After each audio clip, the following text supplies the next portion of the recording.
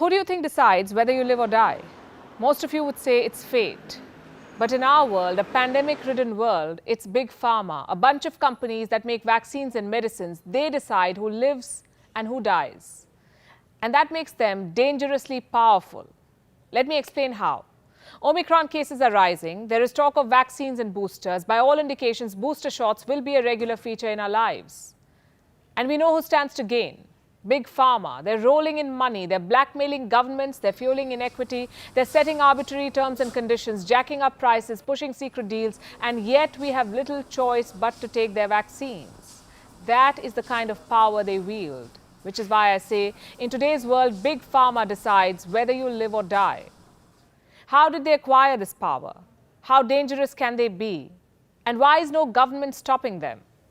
That's what we'll discuss today. Hello and welcome to Gravitas Plus. I'm Palki Sharma Upadhyay and I have some stories for you. We'll start with the story of Martin Shkreli. This man, he used to be America's most hated man. What did he do? Sold this drug, Daraprim, an important weapon in the fight against malaria. Also another serious infection caused by HIV. There was a time when this drug, Daraprim, cost $13.50.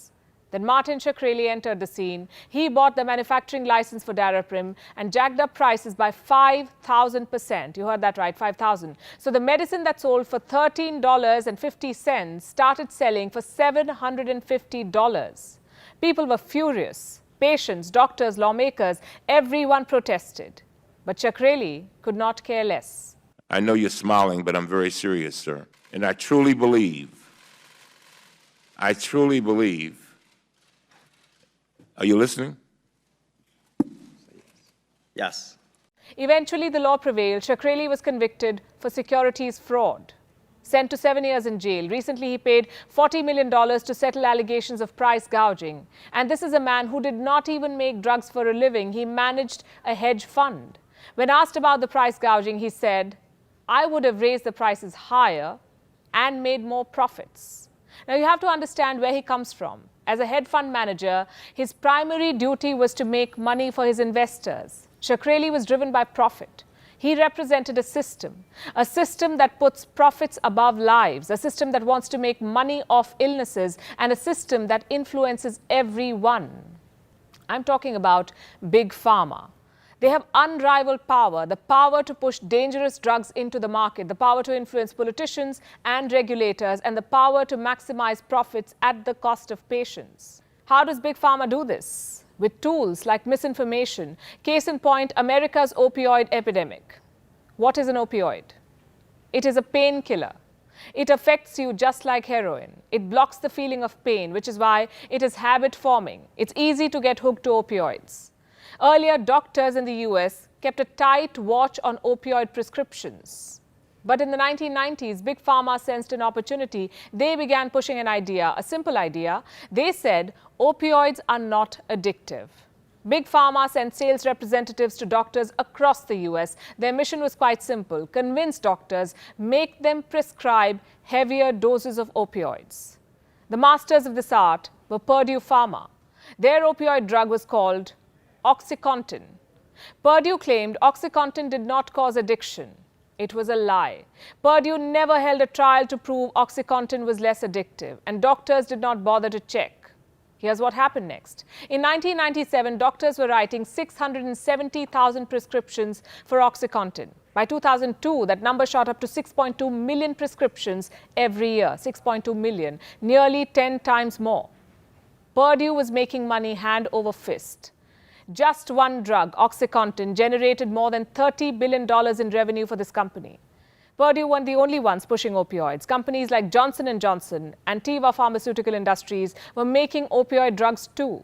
The crisis reached its peak in 2012. Doctors in the US wrote 255 million prescriptions for opioid pain relievers in 1 year.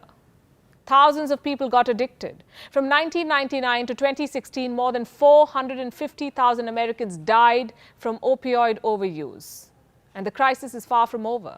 Nearly 71,000 drug overdose deaths in 2019 involved an opioid. Purdue Pharma, the company that fueled this epidemic, got away with a slap on the wrist. When it faced thousands of lawsuits, the company declared bankruptcy. Its owners, the Slacker family, had to pay just a fine. No jail time for fueling an epidemic. Instead, they were given immunity. The Slackers piggybacked off the bankruptcy. Before declaring bankruptcy, in fact, they shifted close to $11 billion in cash out of Purdue. When the settlement was finalized, they paid just $4.5 billion. What a convenient exit. Can it be worse than this? Yes, it can. Big Pharma has the influence to push unproven cures with some help from their regulator friends. And that's exactly what happened in the case of Aduhelm. Last year, the US Food and Drug Administration approved this drug. Aduhelm is made by a company called Biogen. It was sold as a landmark treatment for Alzheimer's. The treatment was introduced at a price of $56,000 a year. Does it even work? There is little evidence that it does. The drug was first assessed by an FDA advisory committee. This committee has 11 members. None of them wanted this drug approved. Now, usually the FDA just goes along with these advisors, but in this case it did not. To their surprise, Aduhelm was approved. Turns out, Biogen had a close relationship with the FDA. Its officials met with the FDA several times before the decision day, and the drug was approved, even though there wasn't enough evidence that it works. What was the rationale behind this approval? It is not clear. 3 FDA advisors resigned in protest over the controversial approval. Here is what one of the advisors said about the resignation. I did not think that the firm recommendations from the committee in this case were appropriately integrated into the decision-making process. So instead of listening to its own advisors, did the FDA choose to trust a drug manufacturer? Federal officials have launched an investigation into what really happened. The FDA is supposed to be a watchdog for the pharma industry. Should it maintain such a close relationship with companies, it is supposed to police. The fact is, a large chunk of the FDA's funding comes from the industry. How much? 45% of their entire budget. How can the FDA remain impartial when it is getting paid by Big Pharma? But American lawmakers are still letting this system continue because Big Pharma has bought influence in the US Congress too. Big Pharma bankrolls American politicians. In the 2020 election, the world's biggest pharma companies wrote checks to 356 lawmakers. As much as $11 million was given out as campaign contribution. More money is being spent on lobbying. In the last 23 years, the pharma and health products industry has spent close to $5 billion on lobbying. And sustained lobbying has its rewards. By law, Big Pharma can set prices of their drugs. There is no scope for negotiation. Big Pharma can charge whatever rates it likes. What happens when some lawmakers try to break this monopoly? Big Pharma strikes back. Look at this. Politicians say they want to negotiate medicine prices in Medicare. But make no mistake, what politicians mean is that they'll decide which medicines you can and can't get. Call Congress. Tell them not to play doctor with your medicine. Paid for by pharma. Keep the competition out, set the prices of your product, influence policymakers, and hire an army of lawyers and lobbyists to fight back any challenge. There is only one business that closely resembles this description: drug cartels.